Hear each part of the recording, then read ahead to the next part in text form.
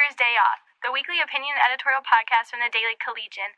I'm Emmi Beuger, and I've had such a long week that I needed a day off to record this podcast. And I'm Souza, and I usually serve as your moderator for this show, but today, we've done for the past 3 or 4 recordings, so I guess I'm not really a moderator anymore. We have a special guest with us, Tess Halpern, who is a writer and an assistant op-ed editor here at the Daily Collegian. And we're here to talk about a topic relating to Sexual Assault and Prevention Month, which is the month of April. For more on that, we'll send it back to Emmi so she can introduce our guest. So Tess recently wrote this article talking about Fox News' Bill O'Reilly and all these sexual harassment claims that have been going on in connection to Sexual Assault Awareness and Prevention Month. So Tess, tell us a little bit about your article. How did you get the idea for it, and just a little bit of details about it? Yeah, I mean, I'd obviously seen all the stuff about Fox News in the news that I was reading. You can't really hide from those stories. They're pretty eye-catching. So, when all the stuff about Roger Ailes came out, that obviously caught my attention and was, pretty disturbing to read. But then as the allegations kept coming, even after he resigned, and Bill O'Reilly, all that stuff came out, and it just kind of has ballooned into this really, really big problem. And then once I found out that it was Sexual Assault Awareness and Prevention Month, I mean, the irony just kind of is there for itself. I figured the fact that all this stuff is going on during this time. The article basically wrote itself for you. Basically, yeah. Great. So prior to the podcast, I looked up a couple of statistics. So 1 in 3 women will experience sexual harassment in the workplace. 54% of people in the workplace will experience sexual harassment, with 79% of them as women, 21% of them as men.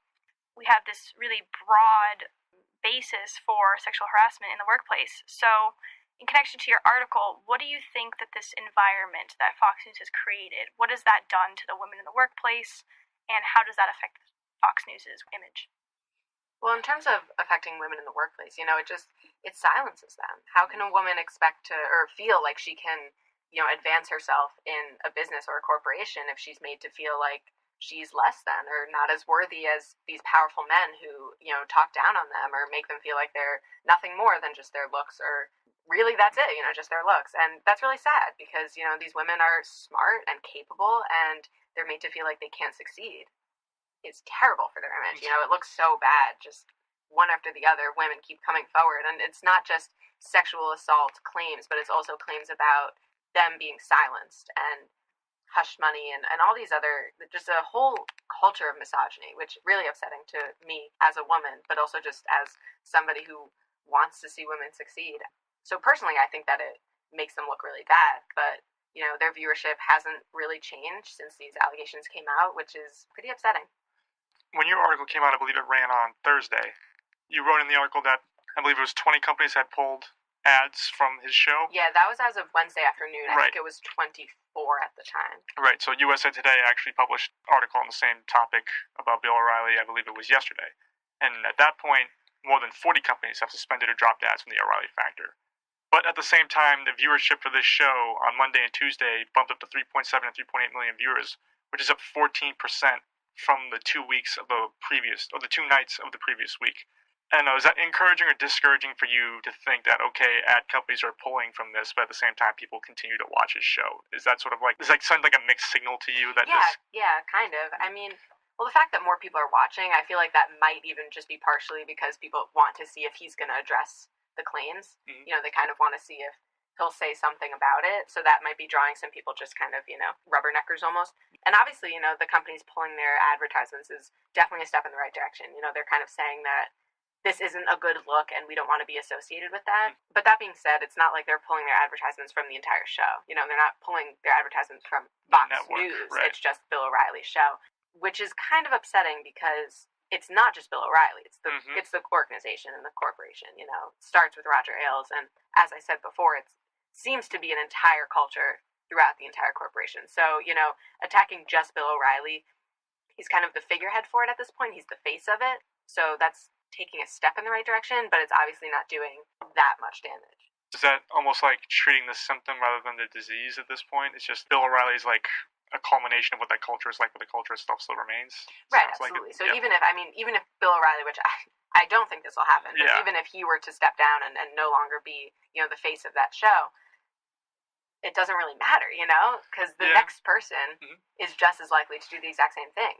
The culture that they've created at that show, and just in general, at workplaces in general, perpetuates that kind of behavior. Well, it doesn't seem like the Roger Ailes being forced to step down has changed it much either, right? It seems to be No, and that same. also is just really more for publicity than anything else. I mean, he's still a part of the corporation. He still makes money off of it. He's no longer the face of it, but he's still acting behind the scenes, I'm sure. So, in a statement from 21st Century Fox to the New York Times, the company had actually stated that, notwithstanding the fact that no current or former Fox News employee ever took advantage of the 21st Century Fox hotline to raise concern about Bill O'Reilly, even anonymously, we have looked into these matters over the last few months and have discussed them with Mr. O'Reilly. With that sort of out there for the rest of the public to digest, how do you usually interpret a comment like that coming from an organization like 21st Century Fox? It's known that women frequently don't report sexual assault, and I think that plays into it, and you kind of can't even really blame them, these women reported all these allegations about Bill O'Reilly, right, and nothing has happened. He's still the face of the show. He's still making a whole lot of money. So a lot of women feel like, even if I put myself out there and I say something and I risk my job and I, risk my livelihood and my name and my publicity, face, still something, nothing might happen. Right. So what's kind of the point? Is it worth anything? And a lot of women feel like it isn't, especially in this business where publicity is everything. Absolutely.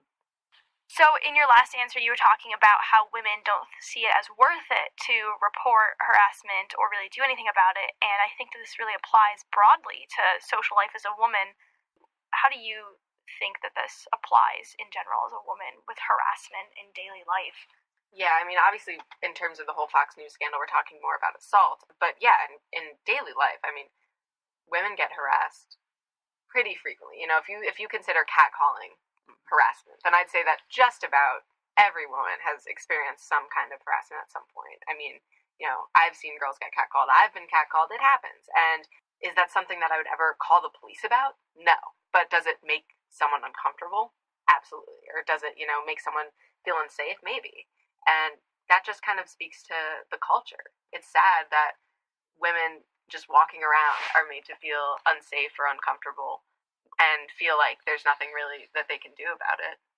And do you think that because of this socialization and this normalization of harassment, specifically towards women, but also towards men, do you think we've grown indifferent to sexual harassment?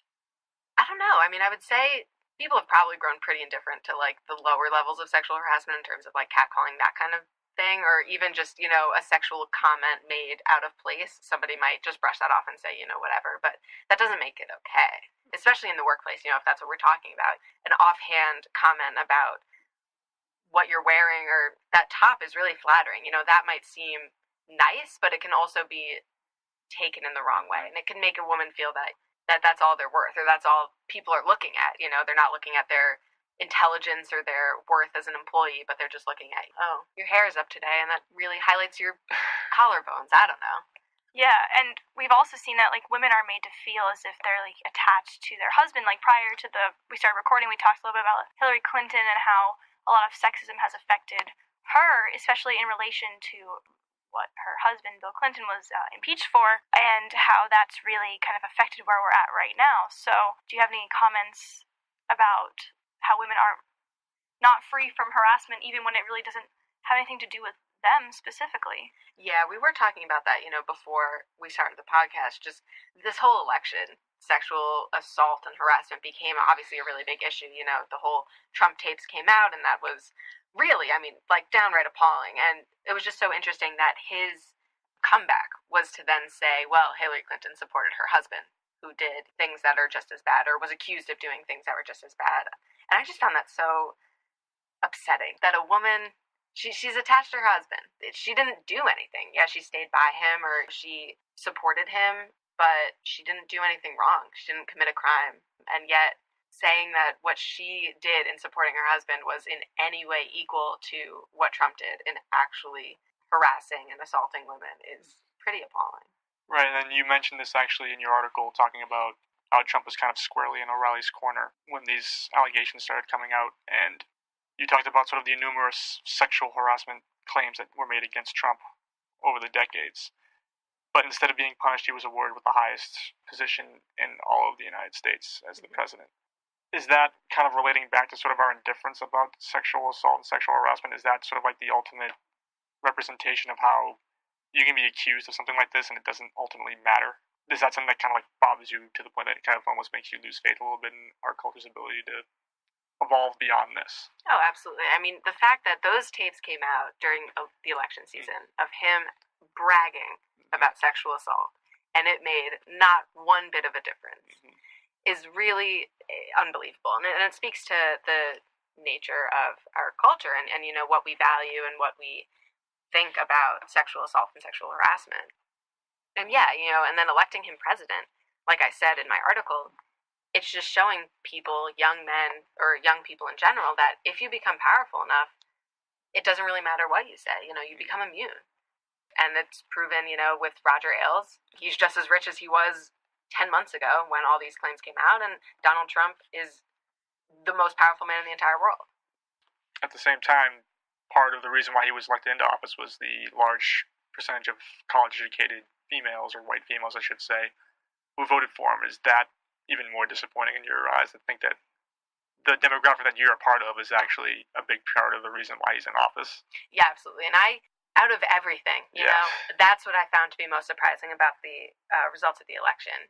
I don't want to say that women should have voted for Hillary because she was a woman, but to think that they would vote for a man who just, not even just doesn't have women's interests in mind, it seems, but that he would speak so poorly of women time and time again, and treat women so terribly, and women just don't really, I don't know if they don't care or they don't see it or are choosing to ignore it, but yeah, I find it really upsetting. So we can turn it a little bit to more positive maybe side we like to finish the show of things. So it is Sexual Assault and Prevention Month. And I did a little bit of research about it, and every year they have a theme for what the month is about. And this year it's a lot about working for prevention, so working with Greek life, working with parents, working with teachers, working with just lots of support people. And we were talking about a lot of the things that we have here at UMass, and you were talking a lot about active bystander. So how can we, going forward as a university, as a society, as people in general, how can we prevent sexual harassment from happening and sexual assault more than we are now? And if you have any ideas on how we can make that less likely to happen to really anyone. I think that, speaking about UMass as a university, I think they do a good job of trying to prevent sexual assault. We talked about the walking escort service, which I know you are a firm supporter of. Use it! Yes. Please check that article out. Yeah, but so that's one service that hopefully can make women feel more comfortable, women or men, anyone really, feel more comfortable. And I also talked a little bit about new student orientation. They do a whole segment on being an active bystander and saying something if you see something, whether it's at a party or just a girl or anyone, again, being, assaulted or taken advantage of. So they do a good job dealing with that as a university, I think, but, there's always more that can be done. And I think that really just comes down to saying something if you see something. And even if you see just a guy yelling something inappropriate at a woman, or even something, very minor like that, if you see that the girl is visibly uncomfortable, you can say something. Stand up for women or men who seem to be they're being made to feel uncomfortable, whether it's in the workplace or at school or at a party or on the street, whatever it may be. So let's make it not a normal thing to get catcalled, pretty much. Absolutely. Great.